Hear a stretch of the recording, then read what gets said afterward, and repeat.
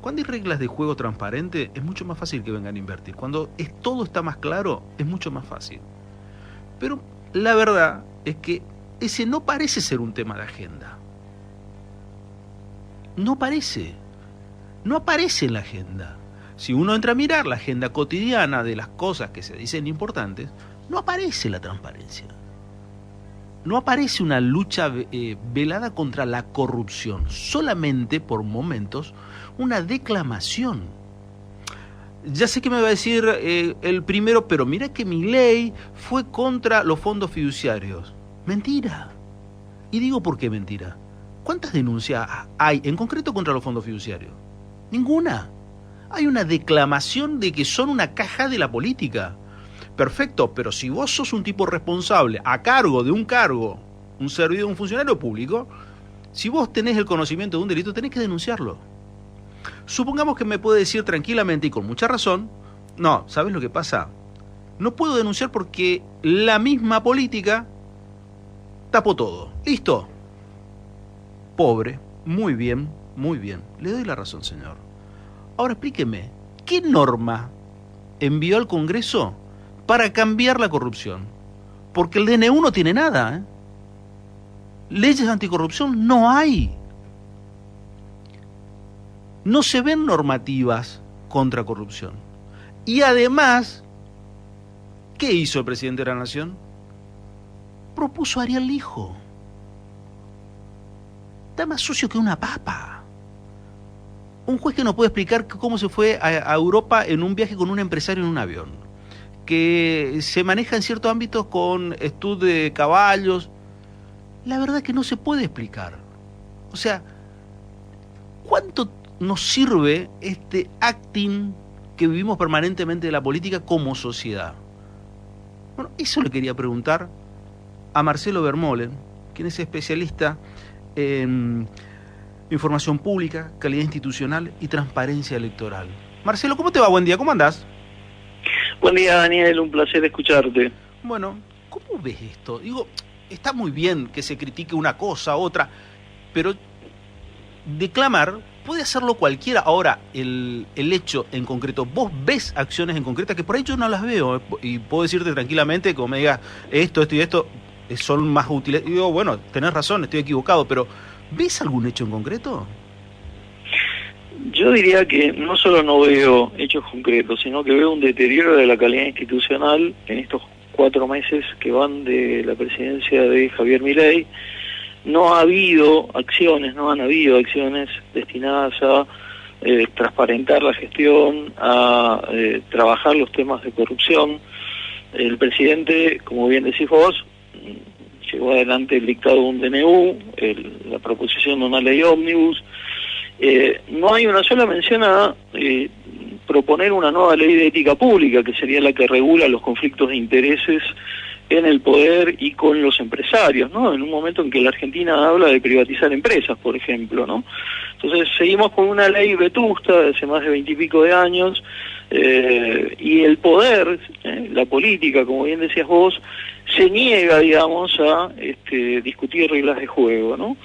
La única mención que se hizo en el DNU y en la ley ómnibus, en realidad, sobre la Oficina Anticorrupción, fue para quitarle competencias, ¿no? Para que la Oficina Anticorrupción se retirara como querellante de las causas en donde se investigan corrupción en el ámbito del Estado Nacional. Me parece a mí que esta nominación de Ariel Lijo pone, digamos, no solo se trata de un error, digamos, ¿no? Sino que pone a la Argentina en una situación muy grave, muy peligrosa, porque está contaminando nada más ni nada menos que la cabeza del Poder Judicial, ¿no? Me parece que llevar ahí, premiar ahí a funcionarios judiciales de un sistema como es la justicia federal argentina, que ha sido de lo más ineficiente, de lo más ineficaz, ¿no? No ha dado resultados, no ha conseguido combatir la corrupción en la Argentina, está sospechada de corrupción los propios jueces que la integran, ¿no? Aquella familia judicial de la que se suele hablar. Me parece que es muy peligroso intentar no solo disciplinar a la justicia federal, auditarla, cuestionarla, que era lo que debería hacerse, sino que además es promocionarla, ¿no? O sea, lejos de controlar lo que está sucediendo, pareciera que una forma peligrosa, sospechosa de hacer las cosas, se va a entronizar en la Corte Suprema de Justicia de la Nación. Claro, estamos hablando de acentuar la crisis. Y hay otro aspecto que me parece en cierta medida llamativa y juega un poco con... Yo no sé si es provocativa, desprofeso o qué, pero permanentemente se busca ensalzar la gestión de Carlos Menem. Digo, la gestión de Carlos Menem fue ampliamente penosa en cuestión de transparencia institucional. Hay sobrados ejemplos sobre eso. No podemos estar hablando como que fue la gran gestión de que sacó adelante a la Argentina. Digo, porque terminó una crisis del 2001, que después un presidente no supo manejarla, como fue de la Rúa, pero terminó en una crisis, sí o sí, esa presidencia, y además con estándares de corrupción altísimos. Parece como que no nos acordamos más de eso que nos pasó, es como que dijimos, bueno, ya pasó, ya está, listo, Menem murió, y chau. No termino de comprender esa suerte de analogía, o estamos en esa suerte de cultura pop, como diría Adrián Amado, permanentemente, que estamos embelesados con los shows y los flashes de permanente. Digo, una antigüedad, digo, cuando la fotografía estaba en base a flashes nada más, pero estamos hoy en un estado permanente de Instagram. ¿Cómo ves eso vos? Mira, Daniel, yo hace muchos años, allá por el 2002, 22 años atrás, escribí una nota para La Nación que se llamaba La Corte de la Tentación.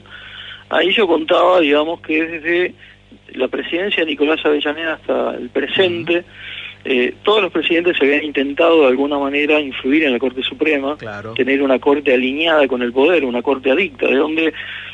vos traías el ejemplo de Carlos Menem, ¿no? La corte menemista, digamos, fue una corte automática, una corte alineada con el poder, que no discutía absolutamente nada, ¿no? Sino que era un proveedor de fallos judiciales a favor de una línea administrativa, ¿no? Yo creo que la Argentina, Milei no escapa al formato, a la matriz de poder que tienen aquellos que llegan en la Argentina a gobernar, ¿no? Y lo digo, no me parece muy distinto lo que está haciendo Milei de lo que han hecho otros presidentes. Cuando se llega al poder, y yo esto suelo hacer una demostración con hechos concretos, sí. Hay presidentes que se enfocan, yo por lo menos tomo 3 pautas: qué se hace en materia de corrupción, qué se hace respecto a la Corte Suprema y qué se hace respecto a la justicia federal, ¿no? Y solamente tomando los 2 presidentes que antecedieron a Javier Milei, uno ve que también Mauricio Macri intentó tener una corte alineada con él, aquel famoso decreto, ¿no? Intentó designar jueces en la Corte Suprema por decreto. Puso a Laura Alonso, una militante del poder, a cargo de la Oficina Anticorrupción, y negoció con la justicia federal, aceptando nada más ni nada menos que la renuncia del juez Ollarvide, un juez absolutamente cuestionado, que iba camino al juicio político, ¿no? Y de alguna manera, congraciándose con la justicia federal, Mauricio Macri decidió aceptar la renuncia como una carta de intercambio con esa justicia federal. Algo parecido hizo Alberto Fernández. Alberto Fernández también, apenas inició, decidió dar su batalla contra la Corte Suprema, habló de crear una instancia intermedia, de reducir el recurso extraordinario, la competencia que tiene la Corte sobre el recurso extraordinario. Después aparecieron el famoso juicio contra la Corte Suprema, la Corte Suprema de 25 miembros, etcétera. También, digamos, lo primero que hizo fue modificar la Oficina Anticorrupción, poniendo también a un militante de justicia legítima a cargo, ¿no? Y dependiendo directamente del presidente. Y también negoció con la justicia federal, nada más ni nada menos, que aceptando la renuncia de otro juez sospechado de corrupción, como era el juez Canicoba Corral, ¿no? Javier Milei hace algo parecido, intenta, digamos, modificar la Oficina Anticorrupción, quitándole las competencias para poder querellar, intenta influenciar y modificar la Corte Suprema e intenta congraciarse con la justicia federal, pero lo hace con una carambola.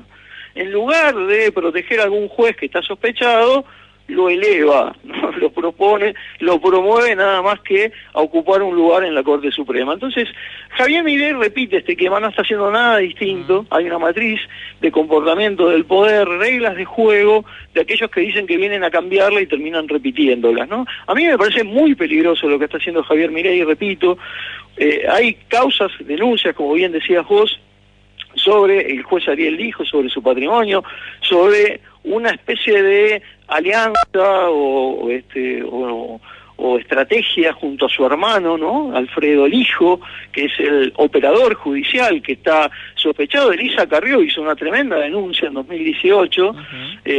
Bajo el radar, Ariel Lijo fue sobreseído por un juez colega, amigo, que al menos debió excusarse, como es el juez Ercolini, otro juez ligado al poder, aquel famoso juez que viajó, digamos, a Bariloche, a la estancia de Lewis, cuya esposa había sido secretaria del ministro de Justicia Garabano en la presidencia de Mauricio Macri. Entonces, me parece que acá está todo tan entrelazado, ¿no? Todo tan peligrosamente entramado, que lo peor que nos puede pasar es que la sociedad pase por alto esto, ¿no? A mí me parece que hay un montón de organizaciones que ya han pedido que Ariel Lijo no sea miembro de la Corte, lo ha hecho IDEA, la Asociación de Comercio Norteamericana ANCHAM, lo ha hecho, digamos, el Colegio de Abogados de la Ciudad de Buenos Aires, lo ha hecho Poder Ciudadano, es decir, hay un montón un montón de organizaciones que están diciendo lo peligroso que es para la Argentina que una mala gestión como es la de la Justicia Federal Argentina se termine entronizando. Y vale recordar la ineficiencia, la ineficacia de la que yo hablo, de la justicia federal, más del 90% de las causas que se denuncian por corrupción no llegan a juicio. De las que llegan a juicio apenas un 2 o un 3% pueden llegar a condena. Las causas en el fuero federal duran alrededor de 14, 15 años, las vinculadas a la corrupción, y en su mayoría terminan prescribiendo, ¿no? Y uno no podría dejar de sorprenderse porque el ministro de Justicia, yo lo he dicho en este programa, en tu programa, sí, ha sido nada más ni nada menos que el abogado del ex juez mendocino Walter Bento, que fue destituido por asociación ilícita, por pedir coimas, ¿no? Lo fue durante el 2021 y hasta el 2023. Y hay una serie de jueces federales, me vienen a la memoria el juez Reynoso de Salta, el juez Dávila de Corrientes, el fiscal Escapolán de San Isidro, todos vinculados, digamos, a delitos, ¿no? En el ejercicio de sus competencias. A mí me parece que la justicia federal lo que necesita es una auditoría, una revisión, no una promoción. Sí, y además hay un dato, en la retórica permanente de Javier Milei, habla de casta de la política. Nadie duda de que existe una casta en la política, pero nunca menciona al Poder Judicial. No lo toca. Bueno, porque justamente una de las acciones que hace el poder cuando llega, digamos, al gobierno, es esto que yo decía, ¿no? Digamos, de alguna manera tomar el control de lo que se va a investigar en materia de corrupción, de alguna manera tratar de incidir en tener una corte propia o una corte alineada, y de alguna manera también, digamos, congraciarse con la justicia federal, que es pendular, ¿no? Siempre investiga hacia el pasado. No nos extraña que ahora estén investigando los seguros de Alberto Fernández, ¿no? Pero ¿quién está cuidando, quién está controlando, supervisando la corrupción que se puede dar ahora durante el gobierno de Javier Milei? Nadie, absolutamente nadie. La Argentina tiene los organismos de control desarticulados. Nos vamos a enterar de la corrupción, si es que sucede, Javier Milei, a futuro, ¿no? Cuando seguramente ya haya mermado su poder. Y a mí me parece que esta ecuación pendular de la justicia federal, que investiga el pasado, a los que se fueron, a los que perdieron el poder, que se de alguna manera congracia con aquellos que llegan, es el peor de los escenarios que nos puede pasar de aquí al futuro. Estamos hablando de que la Argentina va a tener las nuevas joyas de la abuela, ¿no? Que las va a liquidar, digamos, porque esa es la idea de las privatizaciones, en el medio de un proceso que yo aspiro a que tenga mayor transparencia, mucho mayor transparencia que la que tuvo aquel proceso de Carlos Menem que vos mencionabas, ¿no? Marcelo, te mando un abrazo, gracias por estos minutos como siempre, ¿eh? Por favor, un abrazo grande, grande. Igualmente, Marcelo Vermolen.